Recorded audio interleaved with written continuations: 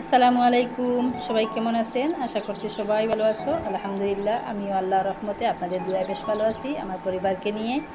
চলে এলাম নতুন একটি ভিডিওতে। আশা করছি আজকে ভিডিওটি আপনাদের কাছে অনেক ভালো। আজকে হচ্ছে আমি আমার ডুবা থেকে কলমি শাক তুলে নিয়েছি।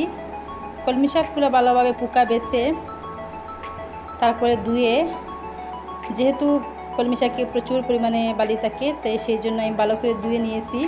তারপরে হচ্ছে আমি এটাকে কেটে রেখেছি ছোটো ছোটো করে। চলে একটা প্যান বসিয়ে আমি দিয়ে দিচ্ছি পেঁয়াজ কুচি আর দিয়ে দিব রসুন কুচি। একদম সাধারণভাবে আমি আজকে এই কলমি শাক রেসিপিটা আপনাদের সাথে শেয়ার করব। ইনশাআল্লাহ ভিডিও জুড়ে থাকার চেষ্টা করবেন। আর এইরকম কলমি শাক রান্না করলে দেখা যায় বাতে শেষ হয়ে যায় ভাত, তো আমাদের পেটের ক্ষুধাটা নিবারণ হয় না। যত খাবেন বারবার মন চাইবে যে কলমি শাকের এই রেসিপিটা খেতে। একদম সাধারণভাবে আজকের কলমি শাক রেসিপিটা আপনাদের সাথে শেয়ার করলাম।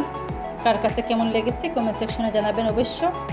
এখন আমি এই পেঁয়াজটা একটু নরম নরম করে ভেজে নিব, যাতে পেঁয়াজগুলো একদম নরম হয়ে আসে। একটু লাল লাল করে ভেজে নিচ্ছি নেড়ে ছেড়ে। এখানে একটু দিয়ে দিচ্ছি কামরাঙ্গা মরিচ। আপনারা চাইলে এখানে দিয়ে দিতে পারেন পেঁয়াজ, এই যে কাঁচা লঙ্কা কুচি দিয়ে দিতে পারেন। যেহেতু আমার বাচ্চারা জাল পছন্দ করে না তাই শুধুমাত্র একটা আমি দিয়ে দিয়েছি।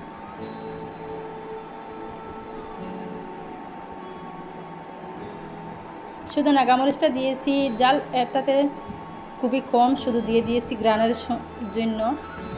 এখন দেখতে পাচ্ছেন প্রায় আমার পেঁয়াজগুলা নরম হয়ে আসছে, একটু কালারও চলে আসছে। তারপরে দিয়ে দিচ্ছি কলমি শাক, কেটে রাখা কলমি শাক দিয়ে দিচ্ছি। একদম সিম্পলভাবে আমি আজকের কলমি শাকটা আপনাদের সাথে শেয়ার করলাম। অবশ্যই বাসায় ট্রাই করে দেখবেন। আর কার কাছে কেমন লেগেছে অবশ্যই কমেন্ট সেকশনে জানাবেন। এইরকম কলমি শাক যদি আমাদের গরম গরম ভাতের সাথে হয় তো কোথায় নেই মাছ মাংসের কথা, সবার কথা ভুলে যাবেন। মাছ ডিম মাংস কিছুই লাগবে না। দেখবেন বাচ্চারা অনেক সময় শাক পছন্দ করে না খেতে, তো তাহলে এরকম শাকটা ভাজি করে নিয়ে দিলে বাচ্চাদেরকে ভাত খাওয়ালে বাচ্চারাই অনেক পছন্দ করে। আর অনেক হেলদি শাকসবজি, আমাদের শরীরের জন্য অনেক উপকারী। তাই বেশি বেশি শাকসবজি খাবেন, বাচ্চাদেরও খাওয়াবেন। তো অবশ্যই সুমাইয়া মম আপনারা এই চ্যানেলটা সবাই সাবস্ক্রাইব করে রাখবেন। আর যারা আজকে আমার চ্যানেলে নতুন, প্লিজ বারবার আপনাদেরকে বলছি আপনাদের এই ছোট্ট বোনের ছোট্ট চ্যানেলটাকে সাবস্ক্রাইব করে পাশে থাকা বেল বাটনটি অন করে দিবেন। তাহলে নতুন নতুন রেসিপি দেওয়ার সাথে সাথেই আপনারা পেয়ে যাবেন, চাইলে এক নজরে দেখে নিতে পারবেন। তো যারা অলরেডি আমার চ্যানেলটা সাবস্ক্রাইব করে রেখেছো তাদেরকে তো আন্তরিক শুভেচ্ছা। আমার মন থেকে আপনাদের প্রতি অনেক দোয়া রইল।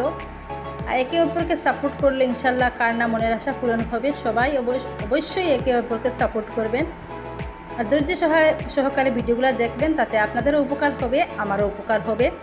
আর ভিডিওটি দেখে দেখে একটি লাইক দিয়ে দিবেন। লাইক দিতে কিন্তু ভুলবেন না। আপনাদের একটি লাইক আমাদের অনেক উৎসাহিত করে পরবর্তী ভিডিও দেওয়ার জন্য। আর আপনাদের একটি লাইক আমাদের অনেক অনেক কাজে লাগে। কি বলবো, এই ছোট্ট বোনটার ছোট্ট চ্যানেলটা পাশে থাকবেন। এই তো আমার কলমি শাকগুলো হয়ে গেছে। এখানে কোনো রকমের জল দিচ্ছি না আমি, শুধু কলমি শাকের গায়ে থেকে জল বাহির হচ্ছে, সেই জলেই কলমি শাকগুলো সিদ্ধ হয়ে যায়। অতিরিক্ত টান টান করে বেজে দিতে যাবেন না, নিচ থেকে পুড়ে যাবে। তাহলে একটু নেড়েচেড়ে এইরকম কলমি শাকগুলো নরম নরম করে রান্না করে নেবেন। সবাই ভালো থাকবেন, সুস্থ থাকবেন। আল্লাহ হাফিজ।